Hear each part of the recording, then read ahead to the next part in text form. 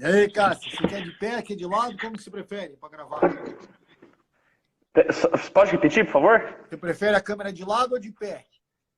Ah, eu acho que eu prefiro em pé mesmo. Pé, tá bom. Para o YouTube, o Egor, que tem as manhas, ele grava de lado porque ela fica meio tipo widescreen, sabe? Ah, é verdade, pro YouTube é um pouco melhor. Mas Se pro bem YouTube. que, a princípio, a minha ideia é baixar essa live aqui e deixar ou no IGTV, né? Uhum. Ou usar em outro momento aí. Mas pro YouTube realmente fica melhor deixar ele na horizontal. Os vídeos no YouTube ficam bem melhor na horizontal. Mas tá tranquilo. E aí, como é que tá as Tá coisas? tranquilo. Ah, aqui tá tudo bem, meu. E aí? Boa, eu vi que você foi dar aula lá na pós, é isso? Ah, sim, dei uma pós em Fisiologia do Exercício lá em Cianorte, na Uhum. Universidade Paranaense. Foi bem Uhum. legal, foi bem divertido. Levei lá os conceitos do Celuianov lá e o pessoal deu um trevo no início, né, na cabeça, né, porque tem que desconstruir para reconstruir o pensamento ali nesse caso, né. Mas o pessoal gostou bastante, cara, até porque você também que conhece bem a forma com que o Celuianov coloca, né, ele que foi teu orientador, Uhum. e que ele, apesar dele não ter sido meu orientador, eu li todo o material que eu achei disponível dele, tanto a nível de artigo quanto a nível de livro, tudo.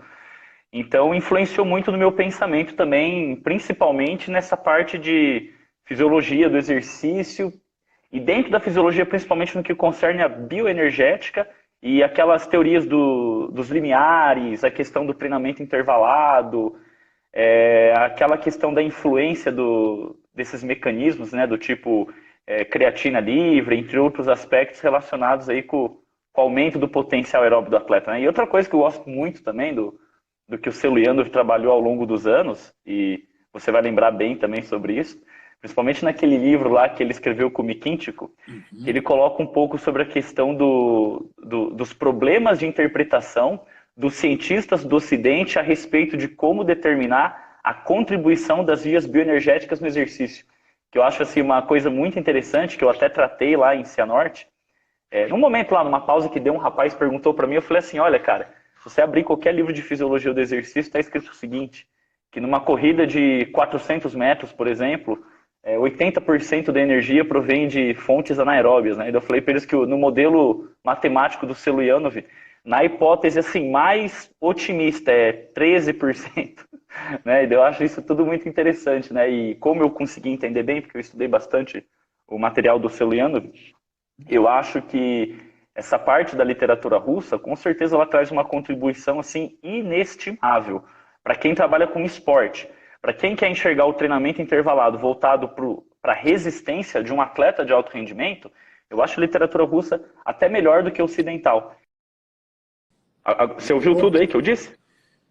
Então, deu uma pausezinha. Veja aí se tá. Deixa eu só ver se reconectou certinho. Espera aí teu vídeo. Galera do Brasil aí, tem alguém do Brasil aí?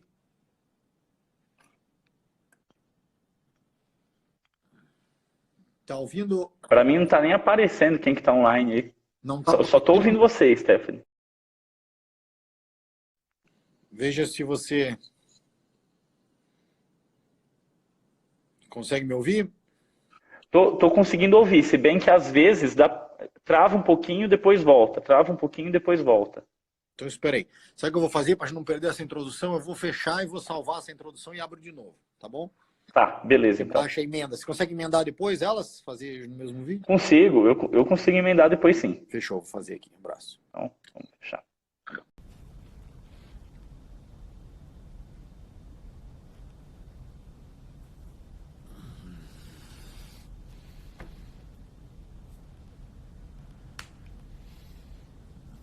Alô, alô, alô.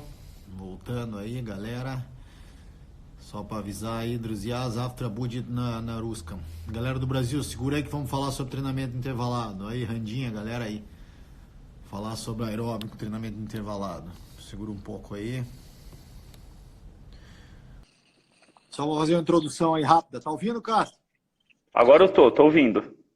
Boa, galera que tá vendo aí, que tá chegando agora aí, Cassidor estudou lá na rua, se fez mestrado, tá fazendo doutorado e temos projetos junto aí, temos um livro de futebol, e grande pesquisador aí na área. Quem não conhece vai ouvir aí dicas sobre treinamento intervalado. Tamo junto. Boa. Vou continuar. Tá, onde que você parou de ouvir na hora que eu tava falando? Então, aí você começou a falar para a galera que vale ler a literatura, isso, da Rússia para poder ter outro ponto de vista. Ah, sim. É o que eu estava dizendo, né? Eu acho que hoje, por exemplo, na questão do treinamento intervalado, essa parte sobre treinamento intervalado voltado para a saúde, voltado para o emagrecimento, eu acho a literatura ocidental muito boa. Mas no que concerne ao treinamento intervalado voltado para o desempenho máximo de atletas, eu acho que a literatura russa tem uma contribuição enorme para os treinadores. Porque tem alguns pontos de vista, principalmente que a gente pega ali do material do Seluyanov e de outros professores russos, e outros que seguem, inclusive, essa mesma linha, a gente percebe que tem muita coisa que no Ocidente o pessoal nem leva em consideração, né? Então eu acho que é importantíssimo. Acho que o material que o Seluyanov foi publicando ao longo dos anos, vamos colocar assim, ali ao longo dos anos 80 e 90, foi um trabalho extremamente revolucionário e que eu não vejo assim, que ninguém chegou perto da qualidade dele, né, nesse aspecto, nessa forma de entender o exercício físico, de sentir como funciona realmente as contribuições. Seguro. Tem o Ronaldo ali, ó, tá dizendo que estudou os conceitos Seluyanov pelo livro e pelas aulas do YouTube. É isso aí. Ah, show de bola. Vários livros aí novos aí que a gente tem em conjunto, tá, Ronaldo? Não sei se você já leu. Livro de futebol, livro do Isoton, livro de musculação, tem vários livros aí, tá? Tem. Pela Editora Forte, tem livro pela Juruá. Dá uma olhada aí no material. Boa, pode continuar, Cassidor. Então, daí como que eu estava dizendo, né? Essa parte da literatura russa eu acho muito interessante porque o Seluyanov, eu acho que ele foi um cara que contribuiu muito, porque ele tem uma visão de como acontecem esses processos no organismo, que eu acho que está muito além do tempo dele. Então, se a gente pegar lá atrás, por exemplo, o Seluyanov ele escrevia nos anos 80, em meados dos anos 80, que o acúmulo de creatina livre na célula era um estímulo para ter a síntese de mitocôndria, e que essa creatina livre aumentava os poros da carioteca, né, da membrana nuclear, para você melhorar o processo de transcrição, tradução e expressão gênica como um todo, né? E aí você pega, depois dos anos 2000, o pessoal fala, ó, quando a creatina livre está alta, o adenosina monofosfato também aumenta, ativa MPK e toda aquela via de sinalização, né? MPK, PGC1-alfa, fator nuclear respiratório e fator A de transcrição mitocondrial. Então, quer dizer, a densidade mitocondrial aumenta no músculo pela sinalização dessa quebra de balanço energético. Isso, com certeza, tem muito a ver com a creatina fosfato e a creatina livre, nessa relação. Ao mesmo tempo que a creatina livre aumenta, o ATP também diminui. E o Seluyanov já previa isso muito antes dos estudos até de biologia molecular nessa área do exercício, né? Então, acho que ele teve uma interpretação dos dados científicos que ninguém teve na época dele. Então, eu acho assim que foi uma contribuição gigante. Então, hoje que a gente vai tentar falar de treinamento intervalado, vamos tentar abordar um pouquinho as ideias dele. E eu quero tentar, Stephanie, né? Claro, se der tempo, se permitir tudo certinho, correlacionar isso com vários estudos que a gente tem ocidentais na língua inglesa que, sem querer, corroboram com tudo que ele fala. Eu acho isso muito legal. Show. Bora, tá tranquilo. Então, para a galera que está chegando aí, que está vendo o canal, primeira dica, então, o que você dá para quem quer fazer trabalho aeróbico? O que é mais efetivo? Trabalho contínuo ou trabalho intervalado? Então, que aí que tá, né? Se a gente pensar em trabalho aeróbio do ponto de vista de aumentar as possibilidades aeróbias do indivíduo, ou seja, aumentar o limiar anaeróbio, é óbvio que a gente tem que optar pelo treinamento intervalado. Afinal de contas, eu parto de um princípio muito simples. Cada célula funciona individualmente e cada célula tem o seu núcleo, o seu DNA. E para você ativar processos, ou seja, de expressão gênica, ali, mecanismos de transcrição, tradução, você tem que ativar essas células. Então, se uma célula, vamos dizer assim, uma fibra muscular rápida, chamada como branca glicolítica, que é pobre em mitocôndrias, se ela não é ativada, não tem como nessa célula surgirem novas mitocôndrias. Então, se você coloca um treinamento contínuo de baixa intensidade, ou seja, intensidade abaixo do limiar anaeróbio, e você espera que aumente o limiar anaeróbio, acaba sendo um pouco fantasioso até. né? Agora, tem outras funções do trabalho contínuo também, né? Que a gente pode estar discutindo aí. Segura só um pouquinho. Isso é bom, importante para a galera entender, porque tem gente que gosta de fazer trabalho com baixa intensidade, longa duração, e faz isso até por muito tempo, várias vezes na semana. Aí chega lá no, sei lá, uma vez no mês, uma vez a cada 2 meses, um amigo liga, vamos jogar futebol. Aí o cara passa 5 minutos no futebol e tá morrendo. Por quê? Porque tá morto. Porque ele tá ativando umas fibras no limiar mais alto que não estão sendo treinadas nesse trabalho. Então exatamente o que o Cassidório falou é importante, por quê? Para você saber que tem que diferenciar as fibras de acordo com a intensidade. E você só vai conseguir estimular todas as fibras a partir do momento que você tem uma intensidade de 60% ou mais, né? E aí, perto do máximo, que vai ser recrutado todas as unidades motoras de todas as fibras. Então, por isso que seria o trabalho intervalado, trabalho de sprint, que a gente fala também, que o pessoal pode ler mais detalhe nos livros, mas é fundamental. Claro que a pessoa tem que estar preparada, porque aumenta uma sobrecarga de tendão, de ligamento, pelo esforço, né, devido à intensidade. Então, ela pode começar aí com o básico, que seria o trabalho aeróbico contínuo de baixa intensidade, só para criar vamos dizer, um processo de adaptação inicial e começando aos poucos, estimulando nesse trabalho intervalado, certo? Com certeza. Inclusive, se a gente pegar até um dado antigo, veja bem, antes até do Celuyanov, porque o Celuyanov já chegou a trabalhar junto no laboratório com o Verkhoshansky, né? Se a gente pegar aqueles materiais antigos do Verkhoshansky, ele falava o seguinte, que era interessante que um atleta, quando ele fosse fazer trabalho glicolítico, né? Que o pessoal chamava antes ali de trabalho de resistência especial. Depois entrou aquela discussão que a acidose não faz tão bem para a mitocôndria e tal, mas, enfim, antigamente tinha um momento que o pessoal acreditava que aquele trabalho glicolítico era efetivo, né? E ele dizia o seguinte, o Verkhoshansky, para você fazer esse trabalho glicolítico, você já tem que estar com o sistema cardiovascular preparado, porque o trabalho glicolítico trabalha com a frequência muito alta, que entra naquele defeito da diástole de Merson, né? Frequência cardíaca muito alta, o tempo de diástole fica extremamente curto, gera uma tensão em todo o miocárdio, consequentemente bloqueio isquêmico, acidose nas fibras oxidativas do coração, consequentemente microlesões, hipertrofia. Se o exercício for muito extenso, talvez até microinfartos, né? Então, o próprio Verkhoshansky argumentava que antes de você entrar num trabalho glicolítico, você tinha que ter uma base muito boa de trabalho aeróbio para aumentar o volume sistólico do coração, né? Ou seja, para aumentar a ejeção dele, o débito cardíaco, para depois, quando você entrar lá no trabalho glicolítico, que você não sofresse com esses problemas de uma forma tão acentuada. É claro que depois muitos conceitos surgiram, muita coisa mudou, né? Principalmente quando o Celuyanov começou a escrever sobre essa questão da acidez, que talvez não seja interessante baixar tanto o pH naqueles trabalhos glicolíticos de intensidade, vamos dizer assim, quase máxima, quando o atleta... Lá o pessoal do atletismo faz tiro de 400, por exemplo, trabalho que gera aquela acidez enorme que chega no fim do tiro, a posterior de coxa está queimando igual fogo, o atleta está com vontade de vomitar, a frequência cardíaca 200 batimentos por minuto.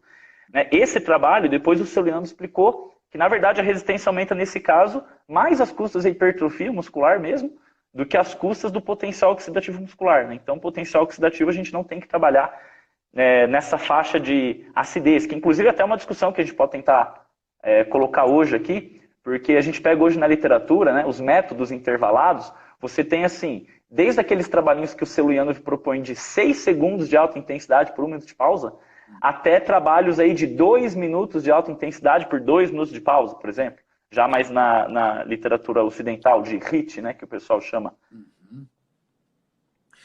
Eu não recomendo trabalho intervalado mais do que 30 segundos. Por quê? Porque a gente tem que lembrar que nós temos ATP, dura mais ou menos 2 a 3 segundos. Depois nós temos ATP, ATP-CP, né, a fosfocreatina, que pode durar entre mais ou menos 10 a 15 segundos. E a partir daí nós já vamos entrar numa glicólise. Então, se a gente entrar numa glicólise, nesse caso com alta intensidade vai ser glicólise anaeróbica, então mais do que 30 segundos já vai dar muita acidez na musculatura. Então a gente é bom até deixar claro assim, mas existe o artigo que estudou. Sim, mas não necessariamente é o método mais efetivo. Tá? Não necessariamente. Porque quando você fizer mais prolongado, então você está dando um estímulo máximo com mais do que 30 segundos, o que vai acontecer? Vai dar uma acidez tão grande na musculatura que vai atrasar o teu processo recuperativo. Então não é que você não possa fazer, mas aí você vai ter que demorar muito para recuperar, para fazer o próximo tiro, no caso, ou o próximo trabalho em alta intensidade. Para você chegar próximo daquela intensidade. Pode ser que você nem chegue próximo daquela intensidade. Então vai acabar. Aí o pessoal acaba, mas eu senti, vamos dizer, pela escala de Borg ou subjetiva de esforço, mas eu senti um trabalho muito intenso. Sim, ele é um trabalho intenso, por quê? Porque está gerando uma acidez. Essa acidez, com o aumento dos íons de hidrogênio, ele dá uma sensação de dor na musculatura, você vai sentir que um trabalho é pesado, mas não necessariamente é mais efetivo do que o outro. Então... com certeza, com certeza. Libera hormônio na corrente sanguínea, essa sensação de acidez, gera até processo hipertrófico, né? E tudo mais, né? Os íons de hidrogênio também têm ali alguma relação com o processo de hipertrofia. Mas uma coisa que eu acho interessante frisar dentro disso, Stephanie, porque muitas vezes, quando a gente vai falar sobre isso, porque o treinamento glicolítico vai baixar o pH da célula, algumas pessoas já vão falar assim, pô, mas eu já li nos artigos que a glicólise não libera íons de hidrogênio. Que, na verdade, se a gente pegar a reação química pura, de fato, a glicólise não libera. Só que a glicólise produz ATP sarcoplasmático, que a gente chama. E nessa ressíntese do ATP sarcoplasmático, a ressíntese da creatina fosfato, pelo ATP sarcoplasmático, você libera íons de hidrogênio. E nos primeiros segundos do exercício, quando o ATP miofibrilar é quebrado e libera o íon de hidrogênio, esse íon de hidrogênio é tamponado pela ação da própria creatina. Então, quando a creatina fosfato ela doa o seu fosfato para o ADP miofibrilar, novamente se tornar ATP, ela se liga ao íon de hidrogênio.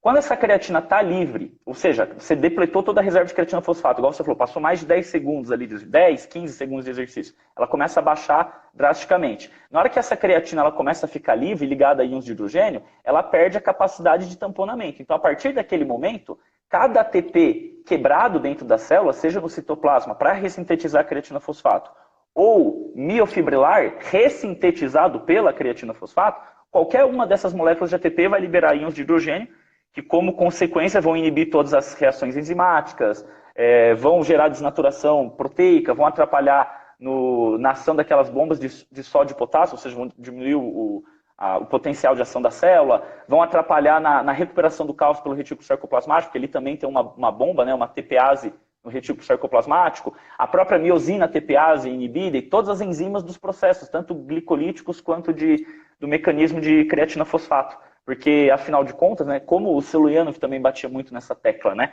que no Ocidente, por alguma razão, alguns cientistas reconhecem, mas outros parece que ignoram aquela ideia de que a creatina é uma proteína que é um transportador universal de fosfato. Ou seja, o ATP da glicólise ele não vem direto para a miofibrila. O ATP da glicólise produz ATP para doar fosfato para a creatina livre, que estava na miofibrila. E a creatina faz esse trânsito na célula que transporta fosfato para tudo quanto é lugar. Ou seja, o ATP miofibrilar é miofibrilar. O ATP citoplasmático ou sarcoplasmático é ATP sarcoplasmático. Eles têm uma capacidade de transporte na célula limitada. Inclusive o Volkov, que era aquele bioquímico famoso também, ele dizia o seguinte, né, nos materiais dele, que não anda mais do que 10 microns na célula. Né, uma molécula de ATP. Então, quer dizer, a capacidade de transporte do ATP é limitada. O ATP ele não consegue vamos dizer assim, se locomover livremente pela célula, da mitocôndria para a miofibrila ou do citoplasma para a miofibrila. E aí você precisa da ação da creatina. Então, quando a creatina fosfato ela acaba, naqueles primeiros segundos de exercício, e numa célula ausente de mitocôndrias, no caso uma fibra glicolítica, a tendência natural a cada ATP que você quebra, você está liberando íons de hidrogênio que não vão ser tamponados, que vão estar atrapalhando ali o processo de contração na fibra. Não. Muito bom. E aí, o que acontece então? Então, não que seja proibido fazer trabalhos mais longos, mas não recomendado. Então, para a galera que está acompanhando aí, que vai assistir depois, que vai ficar gravado, então a gente recomenda fazer trabalhos mais curtos. Tá? E o que você pode fazer então? Você pode recuperar e fazer novamente. Então, recuperar e fazer novamente. Então, no trabalho, vamos dizer aí, de manutenção, seria mais ou menos 10 sprints, vamos dizer, pode dar entre 5 e 10 segundos, com intervalo aí de pelo menos 1 minuto a 1 minuto e meio, porque se o trabalho for até mais ou menos 10, 15 segundos, isso já do Volkov já dizia, mais ou menos em 45 segundos é o suficiente para recuperar praticamente todo o ATP. 70% do creatina fosfato recupera no primeiro minuto. Então, é claro que a recuperação completa, né, o 100%, entre 3 e 8 minutos, depende da célula, se tem mais mitocôndria, menos mitocôndria.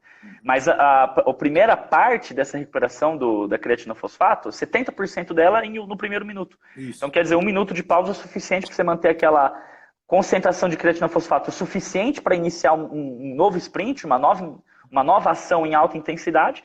Só que também, se você diminuir a pausa, né, se você trabalhar com 15 segundos, por exemplo, a creatina vai estar insuficiente e já começa o processo de acidez.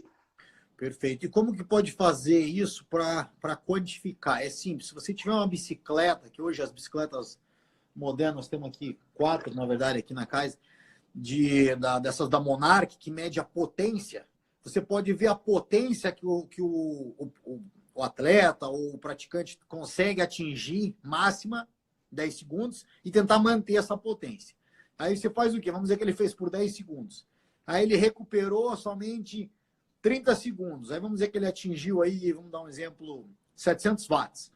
Aí depois de 30 segundos você faz ele dar mais um sprint, ele conseguiu somente 600 watts. Significa o quê? Que 30 segundos não foi o suficiente para ele recuperar totalmente. Aí você pode ajustar. Então, vou esperar 45 segundos. Aí ele foi, por exemplo, para 650 watts. Significa o quê? Ele também não recuperou totalmente comparado ao primeiro. Aí você recupera, vamos dizer que deu 1 minuto de recuperação, ele atingiu novamente os 700 watts. Você fala, opa, então significa que mais ou menos 1 minuto você pode individualizar, não simplesmente usar os dados que já são praticamente gerais, que funcionam para praticamente todo mundo, mas ainda individualizar. E pode esperar, vamos dizer, aí, deu 1 minuto e meio de intervalo. O cara conseguiu atingir o mesmo 700 watts, então significa o quê? 1 minuto para determinado atleta é o suficiente, se for num sprint desse de 10 segundos. Certo? Então para a galera entender, como é que eu posso quantificar? Essa é uma maneira de quantificar. Hoje em dia existem vários equipamentos, por exemplo, da Life Fitness, da Precor, que a gente usava lá em Boca, na Institute of Human Performance. Tem até um ergômetro de braço muito bom da Tecnogym, que a gente usava de pé, que você fica de pé, a gente fazia esgrima para frente, esgrima para trás. E aí você consegue mensurar também a potência em watts. Então, não só de membros inferiores, mas de membros superiores, que seria importante para ir todos os esportes, tipo natação, esportes de combate, basquetebol, entendeu? Handball, esportes que usam membros inferiores e superiores, você também faria esse trabalho intervalado para os membros superiores. Então, mesma ideia que faz para os membros inferiores, para os membros superiores. Lembrando que tem uma tendência de ter uma concentração um pouco maior de fibra mais rápida nos membros superiores. Então, como os membros superiores têm uma concentração mais rápida, a gente pode fazer duas coisas. Ou recuperar mais tempo, deixar mais tempo para ele completamente recuperar esse ATP-CP, não aumentar muito essa acidez, ou fazer um sprint mais curto. Então, são duas maneiras que a gente usava. Então, vamos dizer, você faz um sprint de 15 segundos de membros inferiores, você faria um sprint de 10 segundos de membros superiores. E aí recuperaria, e usando essa mesma metódica, tentando quantificar no aparelho, ver se ele recuperou e ver se manteve. Porque acontece, muitas pessoas eles estão fazendo um trabalho, vamos dizer, de velocidade. E aí, no caso, esse melhor jeito seria medir através da potência, ou até pelo RPM mesmo da máquina. Mas, aí se ele não conseguiu, então vamos dizer, ele fez o primeiro sprint, ele atingiu esse mesmo 700 watts aí que eu falei. No segundo ele fez 600, no terceiro 500, no quarto 400, o que está acontecendo? Acidose. Acidose e fadiga. Então o trabalho de velocidade já não está sendo mais de velocidade. Então, não que seja completamente um trabalho desperdiçado, que vai ter o gasto calórico. Então, se for para uma pessoa que está buscando aí simplesmente emagrecer, por exemplo, vai ter o gasto calórico, mas vai ser um trabalho não tão efetivo quanto se fosse programado, né, e realizado como a gente gostaria. Agora, dentro disso, vou até fazer uma reflexão aqui, porque para muitas pessoas, eu acho que até para nós mesmos, quando nós começamos a estudar o material do Celuyanov, né, que vinha de outra concepção e você passou para aquela concepção do Celuyanov, de início você pensava o seguinte: Tá, eu não posso causar essa acidez na fibra muscular, certo? Porque a ideia é que o baixo pH não vai fazer bem para as mitocôndrias. Mas, se eu quiser biogênese mitocondrial, se eu quiser síntese de mitocôndria, aumentar a densidade mitocondrial para aumentar o limiar anaeróbio, eu preciso de algum grau de fadiga, porque eu tenho que diminuir a reserva de creatina fosfato e diminuir a reserva de ATP. Só que daí você pensa, pô, mas o ATP, quando é quebrado, libera íons de hidrogênio. Aí surge esse questionamento, né? Pô, mas como que eu vou fazer isso? Né? E o que eu acho interessante, né? Que o Celiano sempre falava, né? Você faz ali, por exemplo, a tua intervenção lá de 4, 5 segundos, dependendo do exercício, ou talvez 10 segundos, igual você citou, baixou ali a creatina fosfato, vamos dizer assim, em 60% do total. Ou seja, caiu até 40%, né? Você diminuiu em 60%. Aí o que acontece? Naquele 1 minuto de pausa, você vai recuperar quase até 100%. Não vai dar uma recuperação completa. Aí vai outro tiro. Aí descansa 1 minuto, outro tiro, descansa 1 minuto. Aí quando você estiver ali com 4, 5 tiros, mesmo depois de 1 minuto, a recuperação da creatina fosfato ela já vai estar muito baixa. Você já vai estar começando a querer ativar os mecanismos ali de acúmulo de íons de hidrogênio, né? Então o que acontece? Na hora que você termina esses 4, 5 estímulos, você vai gerar um déficit de creatina fosfato e, consequentemente, também um pequeno déficit de ATP. Vai ficar 4 a 5 minutos sinalizando a célula para ativar aquelas vias da MPK e PGC1-alfa que produzem a síntese de mitocôndrias. Caso contrário, por exemplo, se você trabalha com 30, 40 segundos, um tiro máximo de 30 a 40 segundos, que gera acidez total e gera aquela sensação de enjoo, que a frequência cardíaca vai a 200 batimentos. O que acontece? Você até sinaliza para o surgimento de novas mitocôndrias, porque você também baixou o ATP, você também baixou a creatina fosfato, aumentou a concentração de MP. Sinalizou para a síntese de novas mitocôndrias. Só que as mitocôndrias já existentes vão sofrer, obviamente, estresse oxidativo, esse acúmulo de íons de hidrogênio vai atrapalhar ali as membranas das mitocôndrias. E o que vai acontecer? Essas mitocôndrias vão tender a ter a fissão, elas vão se dividir em parte boa e parte danificada. Quando você ativa essa via da MPK, a via da MPK ela também trabalha com ativação de outras proteínas, né? Tipo aquela ULK1, que ela faz o quê? Ela já ativa aquele processo de mitofagia, que é destruição da mitocôndria. Então, o que eu vejo assim, como uma grande vantagem desse treinamento intervalado que o Celiano fazia sempre essa proposta? Que não é você simplesmente gerar síntese de mitocôndria. A ideia é você ter o acúmulo de mitocôndria. Ou seja, você estimula a síntese sem degradar o que você já tem. Se eu trabalho com uma série longa, eu vou degradar. Principalmente, olha só que interessante, principalmente se eu trabalhar com corrida. Porque, veja bem, Stephanie, uma coisa muito interessante que às vezes o pessoal não discute. E a gente vê, assim, problema na literatura. Se a gente pegar na literatura russa mesmo, todos os trabalhos que os autores falam de treinamento glicolítico com um tiro de corrida, eles vão ser assim, unânimes. Ó, depois de 3, 4 semanas, o limiar anaeróbio começa a cair porque é processo de destruição mitocondrial, mitofagia, né? Ou seja, as mitocôndrias vão se degenerando.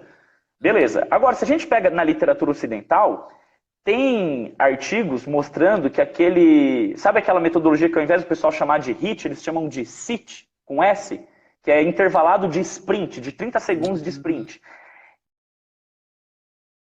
Mostra... Segura um pouquinho aí, que senão a gente vai perder. Tá me ouvindo? Tô te ouvindo. Deixa eu salvar isso aqui, cara. Tem uma galera ligando aqui. Segura um minuto. Eu tá. Já vou voltar de novo.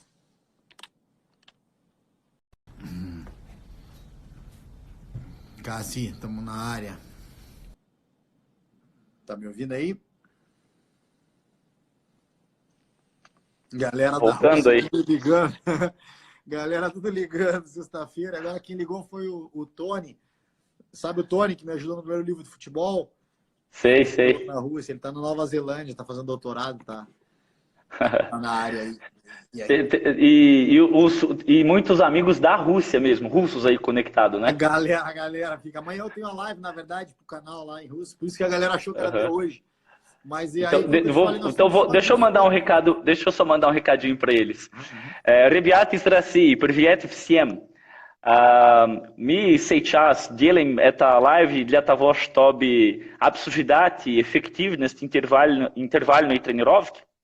И если вы хотите знать больше, можно тоже и смотреть Инстаграм Стефани, можно тоже смотреть мой Инстаграм. И там Часто я буду публиковать какой-нибудь материал, поэтому я желаю вам успех и надо смотреть то, что Стефани говорит еженедельно по интернету. Ладно? Спасибо. Да, ребята, не забудь, завтра у нас будет стрим, будет 2 часа Флорида, это 10 часов вечера московское время, окей, не забудь. Завтра будем говорить о механическом напряжении, будем ответить на вопрос наших студентов, будет интересно. И в будущем Кассидори будет с нами говорить по периодизации, там мы уже планируем, он будет по периодизации разговаривать.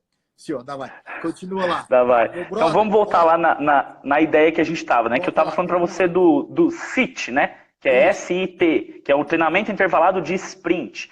Olha só que interessante que os pesquisadores ocidentais fizeram. Botaram para fazer o trabalho os atletas com 30 segundos de intensidade máxima e deram uma pausa. O que esse trabalho fez? Olha só que interessante. Ele aumentou a expressão do PGC1-alfa em 284%. Olha só que interessante. Trabalho de altíssima intensidade, assim como o Celuianov propõe, ele aumenta, de fato, a síntese de mitocôndria. Enquanto o HIIT, vamos dizer assim, a 90%, 100% do valor que eles encontram de VO2 máximo, ele não aumenta tanto a expressão de mitocôndria, apesar de aumentar a expressão de mitocôndria, mas também aumenta a expressão de fator de crescimento endotelial, né, que promove a angiogênese. Então, olha só que interessante. O SIT aumenta a densidade mitocondrial. Aí você vai falar assim, pô, mas os autores russos dizem que trabalho nessa intensidade aí de 30 segundos diminui a densidade mitocondrial. Então, quer dizer, tem uma contradição aqui. Só que o que acontece? Quando a gente pega trabalho de altíssima intensidade, por exemplo, 30 segundos, fazendo natação ou fazendo ciclismo, é diferente de corrida, porque na corrida tem um fator estresse mecânico muito mais acentuado. E o que acontece? Com o estresse mecânico, é inevitável, você vai ter ali a ativação daquela cascata de sinalização do mTOR. E o que a mTOR faz? Inibe a MPK e inibe aquele processo de mitofagia que mantém a qualidade mitocondrial. Então olha só que interessante, toda vez que você coloca um estresse mecânico muito forte, é difícil de você manter a qualidade mitocondrial. Então por isso que às vezes você encontra contradição, porque se você pega trabalho na natação e trabalho no ciclismo, os caras trabalham assim com um pouquinho mais de acidez, ainda eles têm bom resultado. Quando você trabalha na corrida, que já tem um fator mecânico maior, tipo tiro de 300 metros na pista de atletismo, tiro de 400, tração por 1 minuto até entrar em acidez, aí já é processo de degeneração mitocondrial total. Que aí você acumula os íons de hidrogênio e estresse oxidativo, que vão gerar danos nas mitocôndrias. Essas mitocôndrias vão deixar de ser funcionais. E ainda você inibe os mecanismos que melhoram a qualidade mitocondrial, como destruindo aquelas mitocôndrias que estão danificadas, né, pelo processo de mitofagia e estimulando tanto os processos de fusão de mitocôndrias menores como o processo de biogênese mitocondrial. Então você veja que tem algumas particularidades ainda que são relevantes. Então, por exemplo, trabalho que tem alto estresse mecânico e trabalho que mesmo em alta intensidade não tem tanto estresse mecânico pelo fator ação excêntrica. Então, no ciclismo a gente não tem aquele fator ação excêntrica tão forte igual na corrida, que na corrida você vai caracterizar aquele regime de trabalho reativo balístico que a gente fala, né? Que você pisa com muita força. Então você tem ali uma fase excêntrica que com certeza vai gerar microlesões, né, a nível estrutural, né, todo o citoesqueleto da célula, e ativar outras cascatas de sinalização. Então acho que também é relevante essa questão, apesar da gente não ver tantos estudos que falam sobre isso, porque geralmente os estudos de biologia pura não são feitos por pesquisadores que entendem de esporte, né? Então também tem esse problema aí, né, Stephanie? Uhum. Tá me ouvindo, Cassidori? Tô te ouvindo, tô te ouvindo. Deu uma função maluca aqui. Deixa eu só ver. Ah, tá. Aprendi mais uma coisa que dá para enfiar quando a gente vai fazendo a live. Às vezes, se quiser mostrar algum gráfico, alguma coisa, eu aprendi que dá para colocar para a galera ver, tá? Show de bola, show de bola. Que daí tem que preparar, né? Porque eu só vim para bater papo aí hoje. Ah, estamos tranquilo. O Tony apareceu ali, que eu falei, o Tony, meu amigo fisioterapeuta, tá lá na Nova Zelândia. Um abraço, Tony. Ali. E Henrique, a galera aí da América também está acompanhando. Então, olha lá, eu preparei também um artigo hoje sobre L-citrulina, não sei se você já ouviu falar, suplementação. Já ouvi falar, mas não tenho estudado, então vou aprender um pouquinho com você. Separei aí uns artiguinhos legais aí, e até uma gente tinha feito a live em russo sobre, Boa, Tony, tá vendo ali. E aí sobre a L-citrulina, tá? Então o que eles fizeram? Eles pegaram atletas do ciclismo, esse, como é hoje, né, a nossa live é sobre treinamento intervalado e melhora de capacidade aeróbica, né, cardiorrespiratória, então fica nesse tema. Então o que eles viram da L-citrulina? A L-citrulina, ela é muito presente, é um aminoácido, né, que é naturalmente encontrado no watermelon. Watermelon é melancia, é isso? Eu não sei. Em português. E aí, russo é arbusto. E aí, o que acontece? Ele ajuda na síntese de L-arginina. E a L-arginina, não sei se você já viu, a L-arginina é ligado com o aumento do NO, que é o óxido nítrico. Óxido nítrico, né? Vasodilatador, né? Vasodilatador. Então, como a gente está falando de capacidade cardiorrespiratória, tem o link. Tá? Aí, o que aconteceu, então, no início? Como o pessoal viu que, poxa, se a arginina, L-arginina, ela aumenta o NO, vamos suplementar com L-arginina. E aí, o que aconteceu? O que você acha que aconteceu com a suplementação de L-arginina? E que eu acho que aconteceu? Uhum. Aumentou o óxido nítrico, gerou vasodilatação. Aumentou um pouco, mas não deu tanto resultado. Por quê? Porque um pouco da L-arginina ela é metabolizada no processo da digestão. Aí eles viram que falaram, pô, beleza, e agora? Então, teoricamente faz efeito, mas na performance não mostrou muito. Em contrapartida, a L-citrulina, que é o que nós estamos falando hoje, aí ela faz o quê? Ela consegue aumentar mais o nível da L-arginina e não ser metabolizada na digestão. Então acaba tendo o quê? Tendo um efeito superior do que suplementar puramente com arginina. Tá? Então, para a galera aí que vai comprar suplemento ou que quer entrar nessa linha, suplementação com arginina não faz tanto efeito e a L-citrulina, no caso, tem mais efeito. Aí vamos mais alguns detalhes aqui do artigo. O que eles viram no artigo? Eles pegaram um grupo de ciclistas. Esses ciclistas, eles eram treinados e eles fizeram o teste de VO2 neles, em todos eles, para ver qual era a capacidade máxima dele, cardiorrespiratória. Depois fizeram o quê? Fizeram 7 dias de suplementação. Então, atenção na dose lá para quem quer suplementar, quem quer tentar. Fizeram 6 gramas diárias de L-citrulina e o grupo placebo, que teoricamente tomou então só algum preparado, que não necessariamente foi a L-citrulina, tá? Só para ter aquele efeito psicológico. Então, eles fizeram o quê? Aí eles fizeram o grupo tomou 6 gramas por dia de citrulina e o outro grupo tomou placebo. E foi muito bem feito a pesquisa, porque ela foi randomized, que é divide os grupos, então, aleatório. Randomizado, né? Randomizado, né? Isso. E fizeram double blind crossover. O que é double blind crossover? Vamos dizer, eles contrataram um nutricionista terceirizado para fazer a suplementação. Então, vamos dizer, nós dois estamos fazendo a pesquisa junto. Nós contratamos terceirizado um nutricionista, ele chega com as embalagens e dá para o grupo 1 ou 2 tomar, teoricamente, a L-citrulina, mas ninguém sabe o que está tomando. Tá? Para aumentar a força do estudo. E depois eles fizeram o quê? Aí eles fizeram, então, double blind, porque quem está tomando não sabe se está tomando a citrulina e quem está testando também não sabe. Depois de uma semana, eles deram uma washout, que é o quê? Eles deram tempo para passar o efeito da L-citrulina.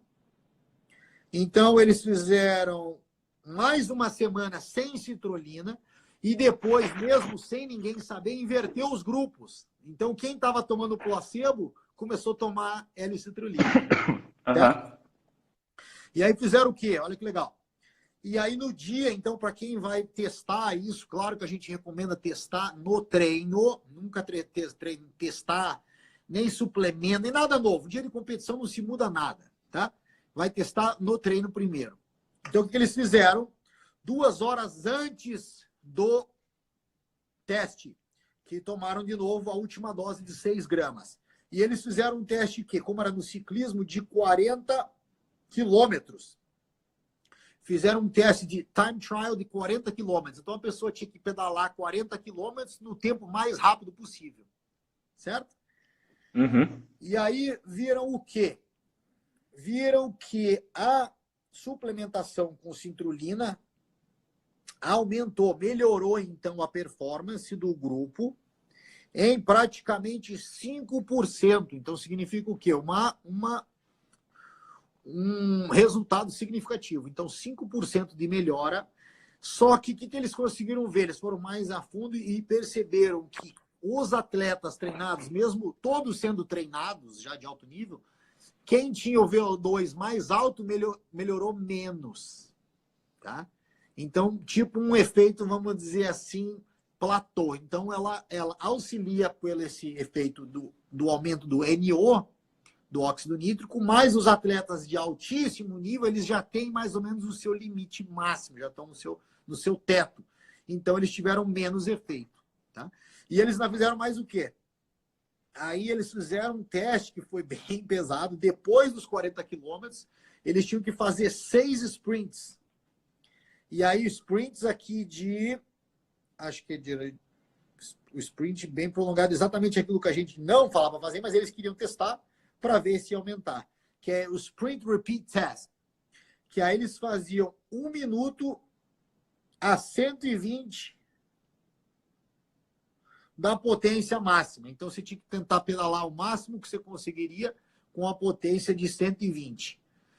120% do VO2 máximo seria? 120% do VO2 máximo e tinha que tentar manter. Aí eles iam calcular o quê? A potência, né? O power output para o tempo, para ver quanto que ia cair ou não, entendeu? Se ia cair, se ia manter no grupo.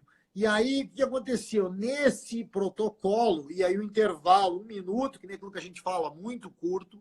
Então, imagina, fizeram 1 minuto de esforço máximo por 1 minuto só de recuperação. Uhum. Então, acabou que não auxiliou muito. Vou para o resultado aqui. Então, acabou o quê? Que eles viram que a suplementação de L-citrulina ajudou 5%, então, nesse trabalho dos 40 quilômetros no time trial, no menor tempo possível, mas não auxiliou nesses 6 sprints de 1 minuto, com intervalos, os primeiros 3 foram intervalo de 1 minuto, depois eles aumentaram para 2 minutos. Mas como a gente já acabou de dizer nas outras lives que a gente fez ali, que está gravado, para quem não viu, eu já extrapolando o resultado deles, que eles não falam sobre isso, foi um trabalho anaeróbico muito intenso, uma glicólise muito intensa. Então, no caso aí, o que eu acredito que prejudicou, no caso, foi o aumento da concentração de ácido lático com os íons de hidrogênio, que eu acho que deve ter prejudicado. Uhum.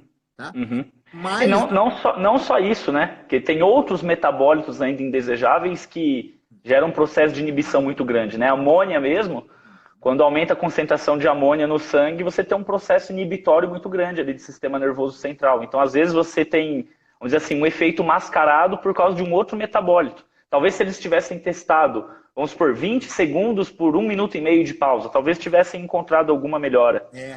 Isso. Então, mas, claro, então o que é? Uma pesquisa recente, 2019, publicada no National Strength and Conditioning Association, então, que é um órgão muito bom aqui nos Estados Unidos, NSA. Então, fica a dica aí para quem trabalha para quem trabalha com trabalho de resistência, suplementação de L-citrulina em vez de arginina, tá? Então, só para lembrar, por quê? Porque ela acaba tendo um efeito maior de liberação de arginina por não ser tão metabolizada quanto a arginina pura.